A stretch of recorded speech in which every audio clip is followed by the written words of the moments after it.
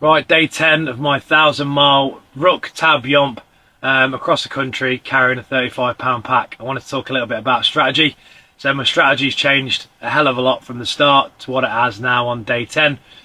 I did originally aim to do 40 miles a day or more, but what I found out is my body seems to go into turmoil somewhere just over 35 miles.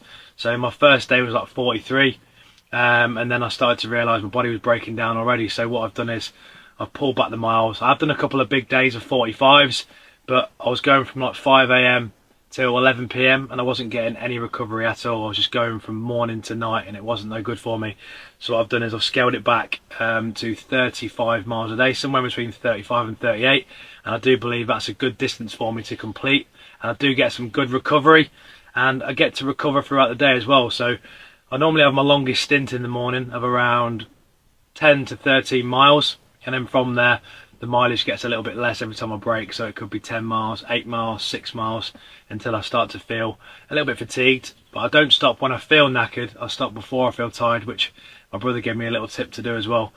So the strategy so far has been a little bit up and down each day depending on how I'm feeling. Obviously my ankles are a little bit niggly, but they are getting better. Got a little niggle in my left knee, got a little niggle in my right calf and a little bit in the bottom of my back, but nothing serious at the moment. So I'm just going to plough on every day, just keep ploughing on, trying to get that 35 minimum miles, and then I shouldn't be too far behind my actual target goal.